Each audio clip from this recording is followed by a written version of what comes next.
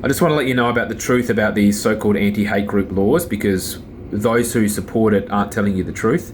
This basically gives the government unfettered power to ban groups that it doesn't like, and there's nothing you can do about it if you happen to be one of those groups.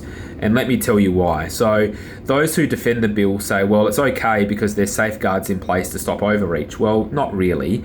Let me go through this for you. So for a group to be banned, all that has to happen is the Home Affairs Minister, which is Tony Burke, can declare a group a so-called hate group if the minister believes that the group is engaged in committing or advocating the committing of a so-called hate crime.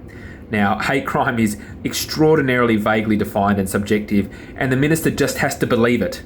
Okay, so that he can believe anything he wants. So he can declare anything he wants a hate group and seek to disband that group. There's no limit to this power whatsoever.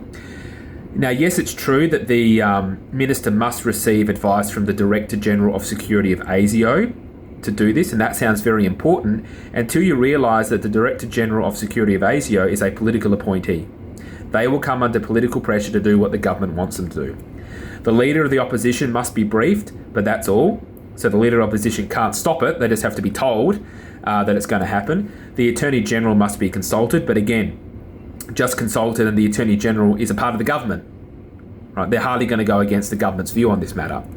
A review of the listing of a hate group has to be undertaken by the Parliamentary Joint Committee on Intelligence and Security. But again, it's just a review. They can't stop it. The only thing that can stop it is disallowance by Parliament, where one house votes against the listing. Now, it's not going to be the lower house because the government has that.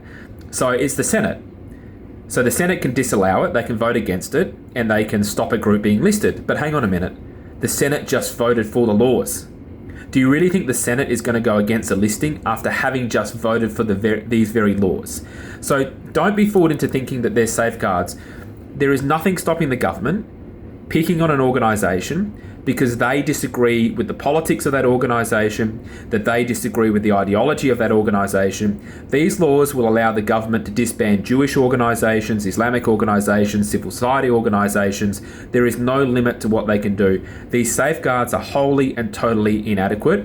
It is a disgrace that these laws were passed, and we are going to see with the fullness of time the extent to which the freedoms, not just of elite institutions, but the freedoms of mainstream Australians are going to be fundamentally eroded, and we're not going to get those freedoms back. So these are very, very diabolical laws.